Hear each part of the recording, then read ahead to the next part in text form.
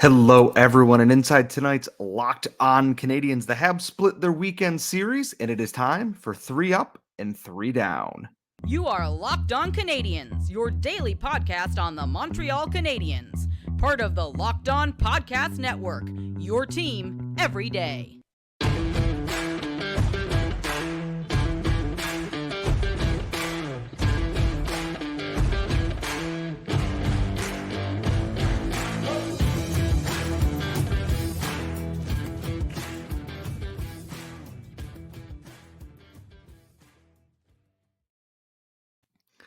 Hello, everyone, and welcome to episode 952 of Locked On Canadiens. Today's episode is brought to you by Sleeper. Download the Sleeper app and use promo code LOCKEDONNHL to get up to $100 match on your first deposit.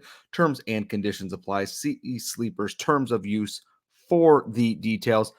I am your host again for this evening. I am Scott Matla. Of course, you can follow me on the app formerly known as Twitter at Scott Matla, and you can find us Locked On Canadiens wherever you get your daily podcast, Google, Apple, Spotify, or if you are watching on youtube.com, tell all your friends. We appreciate any new subscribers out there and love to grow our little fun world here that we've got at Locked On Canadiens. And it was quite a weekend for the Montreal Canadiens. They split their weekend going 1-1 over 2 games in a week where we thought they were going to be in tough here. They had Tampa Bay, not a great game overall. Detroit win in overtime. Play the Bruins, play the Canucks. And I had said it with Laura, and I had said it going into this week. It was going to be a real test of a week, and we were going to find out what this team was made of here. Overall, pretty good week across the board on things. They went, they beat the Bruins on Saturday in overtime, and we'll get to that. And they lost to Vancouver here on Sunday when I'm recording this in a very weird PDO bendery kind of game. Good week overall. We'll touch on more of that when we get into 3 Up and 3 Down. But going into the Bruins game here, I caught the highlights and tried to catch as much as I could after the festival that I was working at for my day job there. But trust me, when I was following the entire way, and it seems like the Canadiens, we thought they played probably their best game of the year against Vegas, lost in a shootout. Against the Bruins, they let in a goal in the opening, 30 seconds of the game, whatever it was, when Pavel Zacha scored. And then the Canadiens just clamped down and went stride for stride, blow for blow with the Boston Bruins, who were on, if I am mistaken here, please correct me, a franchise best start to the season after losing Patrice Bergeron, after losing David Krejci, and coming off a PDO bender for the ages last year. And the Canadiens went stride for stride for them, went into the second, I believe it was the third period, scored 2 goals quickly, gave up a late one to Marchand on the power play, got the game to overtime, and then Mike Matheson almost did something amazing. He was this close as he split everybody. Jeremy Swayman is maybe the only person who was paying attention and noticed that Mike Matheson was going to do what he does. And then it was Kaiden Guhle. Josh Anderson had a nice play there in overtime. Puck bounces for a rebound. And Guhle, he jumped up in there. If he doesn't get to this puck, it's likely going the other way. And Montembeaux's got 2-on-0, maybe a 2-on-a-half, 3-on-a-half, whatever it might be. But Guhle steps up and just wires one by Swayman, gives the Habs a huge win. And that's incredible coming off of that win against Detroit earlier in the week there. Feel good moment, and Kaiden Guhle was immense. He's going to get featured prominently in 3 Up and 3 Down, I can tell you that much. A really solid game across the board for him, and it was great to see that. They bounced back from a shaky start, that opening goal there. Didn't fold when the game got tough there. They scored 2 quick goals. They got 1 overturned, which is just miraculous for goaltender interference, but it was pretty obvious when Oscarstein skated through Montembeaux's stick and bent it backwards and everything. Marchand scored. They didn't wilt. They stuck with it. They were not intimidated by the Boston Bruins. They were happy to be up there and just go punch for punch the entire way there. When they were losing games late last week and before that, they went into these games, regardless of who the opponent was, like they were afraid of being in the same building as them. and that was the Coyotes and the Blues, who are okay to meh teams. The Canadiens are not a great team, and I acknowledge that. Teams shouldn't always be afraid of the Canadiens, but that Bruins game encapsulated exactly the effort you want to see. And they came into Saturday against the Canucks, and the Canucks played the night before. They lost to Toronto. They had a loss there that they were going to be feisty a little bit. Habs are coming off the high of beating the Bruins at the Bell Center in overtime. As Ian Boisvert put it, all the signs of an emotional letdown of a game. And through the first period, I thought the Canadiens were keeping pretty good pace with the Canucks there. The Canucks are a team that scores almost 4 goals a game. They're a very good offense. And I thought the Canadiens were hanging in there step for step, doing their best to mitigate the explosiveness of that Canucks offense. And then things kind of went sideways in a game that I swear I'm being gaslit by this fan base, in that when it got to 3-0 Vancouver, is that everyone is talking about how it's all over. It's the worst game they've ever seen, that everything's terrible and this guy is bad and this guy's bad and nothing is working. And as I'm watching, I'm just kind of going, not a single bounce has gone the Habs' way. Tanner Pearson hits the inside of the post. Cole Caufield is offside on a goal that he had no involvement in whatsoever. It gets overturned. Christian Dvorak's goal there. Refs just not calling anything until they decided they wanted to call things. And then the Canucks just capitalizing on every opportunity they got. Talking with people at the For Hockey Fans at Eyes on the Prize, the Canucks PDO coming into this game was 106.7. One of the highest recorded in the last 10 years or so was the Randy Carlyle Leafs in 2013 and the Bruins last year. 106 is so high up there that you're basically you are the golden goose. You can do no wrong. And when the regression comes, it's going to hit like a Mack truck, but it won't come all at once unless it does, which would be funny because LOL, why not? And it's a game where no bounces went the Canadiens' way. They did a lot of good things in this game. I thought Slafkovsky had a fantastic game, and I'll have more on him in the 3-up and 3-down segment. I thought there were opportunities. I thought the team looked good. Jake Allen was shaky, and then he dialed it in when he needed to in that third period to give them a shot. And they got their goals there. Arbor Jacki scored late. They got their opportunities. And that's all well and good. Mike Matheson scored again on a really nice play where JT Miller decided to cross-check Josh Anderson instead of playing defense. But in case you want to know how cursed this game was, Habs draw 2 penalties in a row in a crucial situation, have an abbreviated 5-on-3 and then a 5-on-4 power play. Barely into the 5-on-3, Nick Suzuki skate blade explodes. What do you even do about that? He's got to limp back to the bench. By the time they get someone else out there, that first penalty is expired, and then Matheson scores. The other power play is wiped out because he scored at the 5-on-4. Just how it goes, and it's a 5-2 scoreline. That looks terrible. 2 of those are empty net goals. As the Habs are trying to push desperate late, there was 4-2 with 17 seconds left when the Canucks buried their other empty net goal. It's a game that looks ugly on the scoreline, but probably flatters the Canucks a little bit more than it should. The Canadiens were right up there in the expected goals battle in that. Sometimes it's just not your night. To quote Trailer Park Boys, sometimes that's the way she goes. And the way she goes, and that's how she goes. Watch this game, saw a couple things. Not upset on the weekend. If you had told me they would take 2 points out of this weekend, whether it be 2 overtime games or a win against either of these teams, I would take that.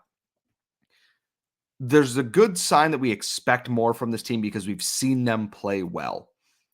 And we saw it against the Bruins. And I do not think the Canadiens played badly against the Canucks. The scoreline's not great, and it's kind of a frustrating looking game. Jordan Harris is playing a little bit banged up, but the other option was Gustav Lindstrom. So I don't know if partially injured Jordan Harris is better than Gustav Lindstrom, but I will err on the side of that, I think, right now. It's frustrating, but there's a huge get-right game coming up this week. They play the Flames on Tuesday night. The Flames are the opposite of the Canucks this year in that everything is going in on the Flames, and they are scoring none of their own. Everyone's unhappy. We're going to see what they can do in this game. And I will have that preview for you tomorrow, along with whatever news comes along as well. But we got to move on because it is Monday, and Monday always means 3 up and 3 down here at Locked On Canadiens. We're going to jump into that coming up next.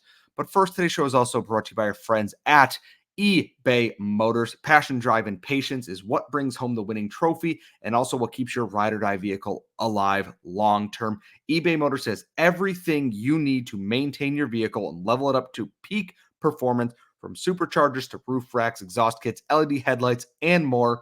Whether you're into speed, power, or style, eBay Motors has got you covered. And with over 122 million parts for your number one ride or die vehicle, you'll always find exactly what you are looking for every single time. And with eBay Guaranteed Fit, your part is guaranteed to fit your ride every time or your money back. Because with eBay Motors, you are burning rubber, not cash.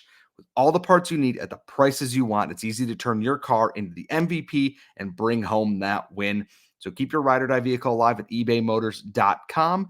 Eligible items only. Exclusions apply. eBay Guaranteed Fit is only available to customers in the United States.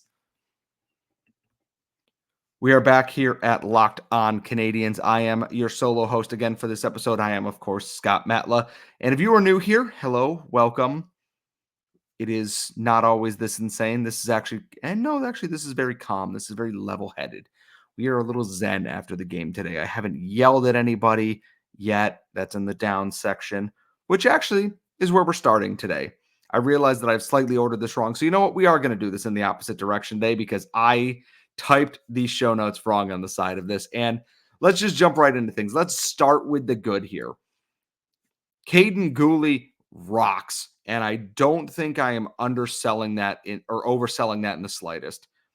Kaiden Guhle, since, he had that injury to start the year and you could feel it in the defense since coming back, has looked like a top pairing defenseman. Great goal against the Bruins. Outstanding game overall against a team that is well coached, that is feisty to play against. And I know that he's not going to be on the score sheet in the same way in that Vancouver game, but Kaiden Guhle is stepping up this season in a way that you should look at that and go, yes, that is what I want to see from Kaiden Guhle. We haven't seen some of the other guys taking a step. I thought Justin Barron's been better this year. Jordan Harris is quietly, himself. Jonathan Kovacevic is usually pretty reliable, but has had some hiccups this year. But Kaiden Guhle is the guy that I notice more and more and more makes smart plays and makes plays that no one else on this team is making, including Mike Matheson, who's still not quite the Mike Matheson we expect on this team. Watching Guhle play when he is on is a treat. Overtime winner's great. It's a defining moment for his young career. And then watching him against the Canucks, the puck comes out of the zone. He's up on the half boards, trying to battle for it, misses it. Ilya Mikheyev is heading down the ice after the puck that is on a leading pass, and Guhle just easily blows by him, cuts him off, steals the puck, and sends it back the other way. I don't think it's a stretch to say that right now he should be the one getting the majority of the minutes on this team. Mike Matheson still doesn't look quite right consistently enough for me to go, that's fine, leave him as the number one defenseman. Kaiden Guhle is a guy that you want to see. Can he do that? Can he be that guy? And I think, honestly, that he can be. He looks really impressive. He's composed. There's no fear in his game. When things don't go right, he is ready to make that next move. He is processing ahead there. And admittedly, he's probably likely always been like this, but I didn't get to watch enough of him in the WHL because games start at 10, 11 o'clock on 240p streams, and it was hard to keep up with him. And then last year, injuries and the team didn't look right. It's hard to tell what is Kaiden Guhle. Watching him play this year, the team's not perfect, but I am watching Kaiden Guhle take that next step. And he's someone that I know he's got 1 year left on his entry-level deal next year, that as soon as it is available, I am hoping the Canadiens are ready to slap down a long-term, reasonably priced contract in front of him and get him as another piece of that core locked up, because I think he's worth it. And I wouldn't be shocked if that's next on the menu for them. Also on the up list, and this is based solely on the Vancouver game because I'm watching so many members of the print media here in Montreal just rag on Slafkovsky. He's got 1 goal this year. He's got to be better at this. Again, I feel like I'm being gaslit when I watch some of the Twitter feeds go by here. Slafkovsky against the Canucks looked great. He had an early shot that he kind of flubbed, went to the bench, and Trevor Letowski comes over, pats him on the back, talks to him for a second, shoot more, trust yourself. And then I watched Slafkovsky just go and get it. And he turned on his giant Slovakian murder toddler style of play in that he's assertive. He remembered, I'm gigantic. Teams are going to have to try and stop me. One of the next shifts after he had that conversation goes out there. Tyler Myers tried to hit him, injures himself, goes out there on the same shift 5 seconds after that, rips a slapper that knocked Carson Soucy out of the game when it hit him in the foot, and then generates more scoring chances. Everything was cutting to the middle with authority, shot on goal, rebound, authority, curving to the outside, pucks to the high danger areas. Things that he wasn't doing last year, where he was passive along the walls, not dedicated to making the play. I'm watching Slafkovsky go out there and go, I am going to do this. It is up to you to stop me. And more often than not, the Canucks were just happy to give him the center of the ice. And if they're going to give you that center lane, keep pushing it, keep shooting from there. That's a high danger area. They call it the Royal Road for a reason. Get in that area, generate your chances. I think he did everything except score a goal tonight. He looked damn good out there. And honestly, I'm not going to even remotely try and say anything negative about that. I thought he looked great. I truly thought he looked outstanding again tonight. And if you didn't see that, I don't know what else to tell you. There's more than just the scoreboard and the scoreline for things. My final up for the week, Nick Suzuki is on his little heater. I talked about it with Andrew Berkshire on Game Over, is that everyone worries about Suzuki when he goes into a mini slump for 2 or 3 games. And then he has a quiet 2 assist night or a goal and an assist night, and it's quiet.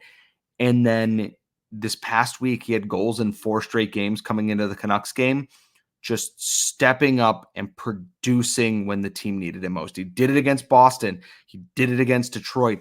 He's scoring goals again, which is what you want to see from him. They even split up Suzuki and Caufield. They won that game against Detroit when splitting them up. I don't think he looked bad against Boston. I think he looked great against Boston. Everyone looked a little off against Vancouver, but it was one of those just games where nothing went their way. And I'm putting Suzuki on the up list because I think he deserves to be on that up list. They still got to figure out what to do on the wings. If it's going to be Caufield back up there, it can't be Josh Anderson. And you can't put Anderson on the 4th line and put Rafael Harvey-Pinardi, Jesse Olin in there. Somebody's got to get moved around here. Ken Hughes has to make a tough, or, Martin St. Louis has to make a tough choice. Do you bench Josh Anderson for a game and put somebody else in? Don't make it Yoel Armia, who got papered to Laval today, actually, for Gustav Lindstrom's recall. But do what you need to do to find something that works there. And I think Suzuki's going to be just fine. Again, the Flames game is going to be a get-right game. Then they got Vegas again. They have the Bruins again.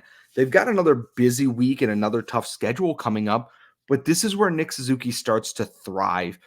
He had a little bit of an off game. They're going to look at that game against Vancouver and be like, we should have won this game. We could have won this game. Why didn't we win this game? And then they're going to turn that around.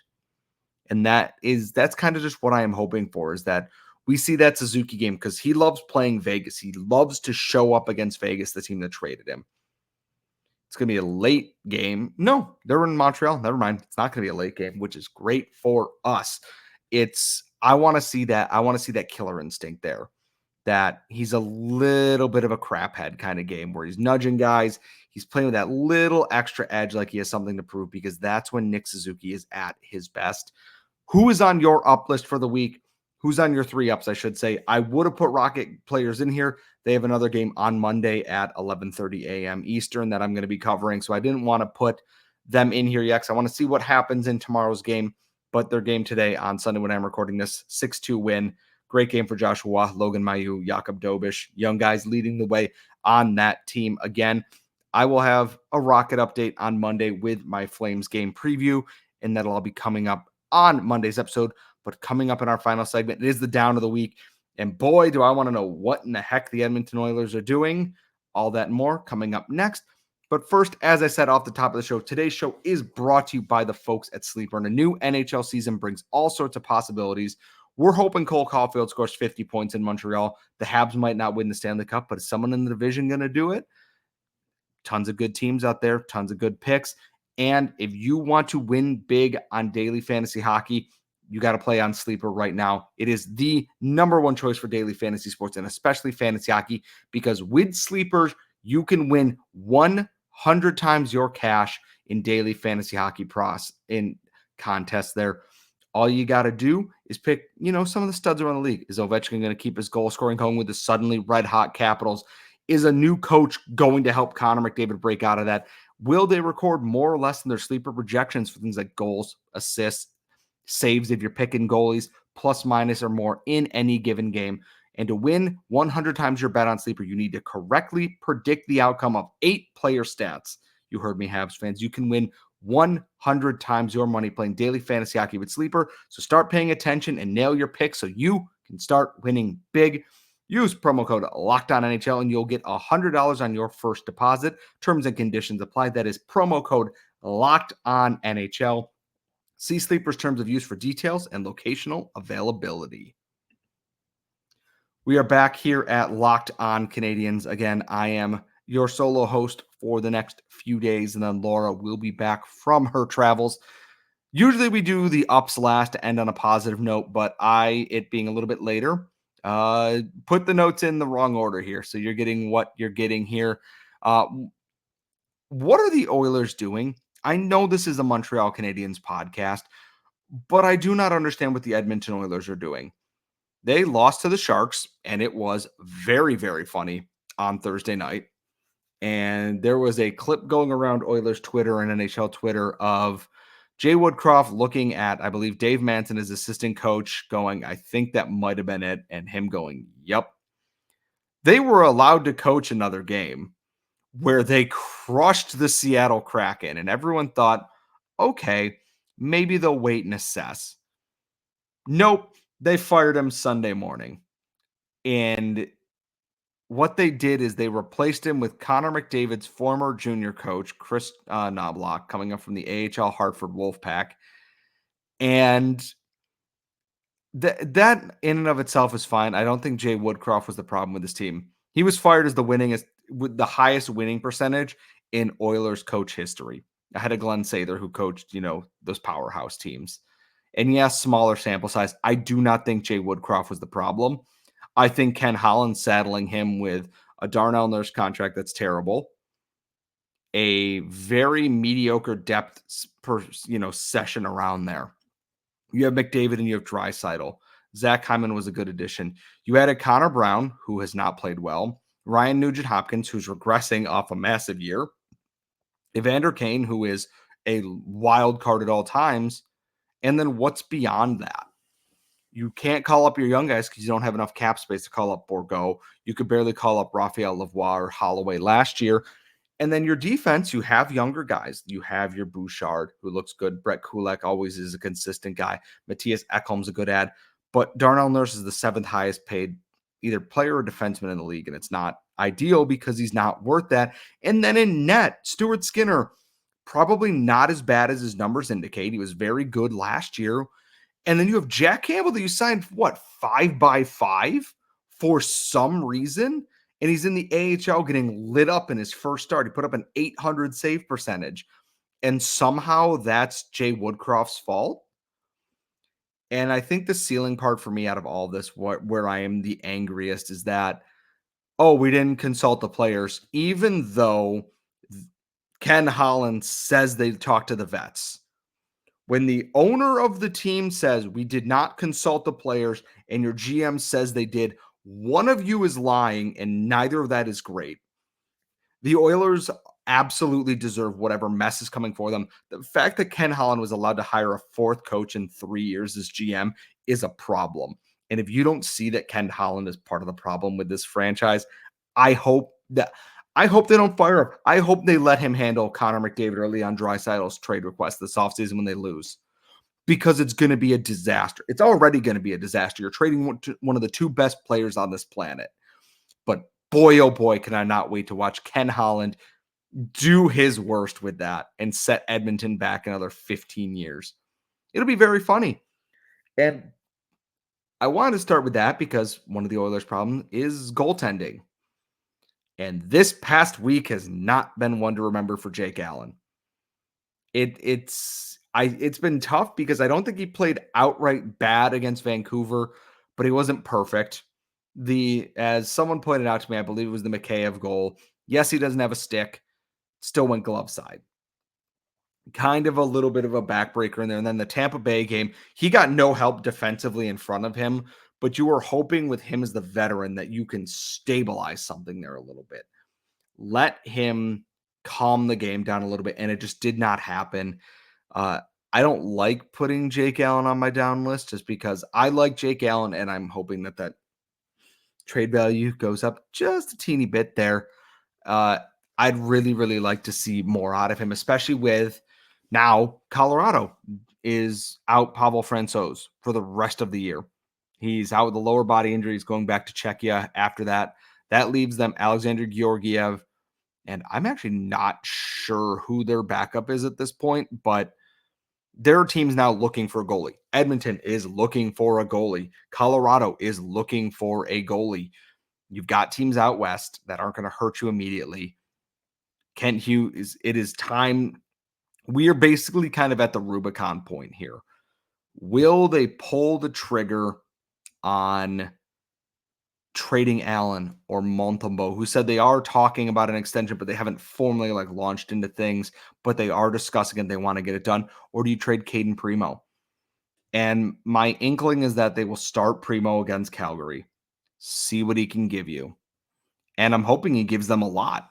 Truly, I hope Kaiden Primo gives them a lot. I should have put Primo on my up list this week because I thought he played phenomenally against Detroit on Thursday night, and he did deserve that win and everything. It's now is that time for Ken Hughes to find what he is looking for there. And just to wrap out the show, we're going to talk about NHL officiating because it's just bad. It's like I said a couple of weeks ago, things that were called in October, if they called that all year long, would be outstanding. We are in November now. It is November 12th. We are a month and 2 weeks into the new NHL season. Things that were getting called in the first month of the season aren't being called anymore. I watched high sticks, boarding penalties, hooks, holds on both sides go uncalled tonight. Where in the first, couple weeks of the season, that if you looked at their guy the wrong way with your stick or anywhere close, you're going to the box. And then they have shut that off. And it becomes a mess, and it ruins what hockey should look like. I didn't know what the officiating standard was tonight. I watched Brendan Gallagher get hammered square in the numbers from behind by Elias Pettersson. They called nothing, but Tanner Pearson gives him a light jab with the stick, and they nailed him for it. And I just go, what are we doing here? I hate that at least once a month we have a discussion about what are NHL officials doing. Usually it's nothing good. It's never good when you have to when you know who officiated the game. Bruins fans weren't happy with Chris Lee, and to them I say we're probably lucky that no one left that game seriously injured on either side. It won't get fixed anytime soon, and that's the most frustrating part. So again, welcome back to the down list, NHL officiating. I'm sure I will see you again soon. And to our listeners and our watchers, I will see you again soon. I will see you tomorrow. We have the Flames preview. We're going to talk about the Rocket weekend games here, who's thriving, seeing what's ahead, what news has happened around the NHL, and more. So make sure you're subscribed wherever you get your daily podcast on Google, Apple, Spotify, or here on YouTube. Follow us on Twitter at @LO_Canadiens. You can follow myself at Scott Matla as well. Please tell all your friends 5 days a week of Canadiens content can't be beat. Folks, I will see you all next time.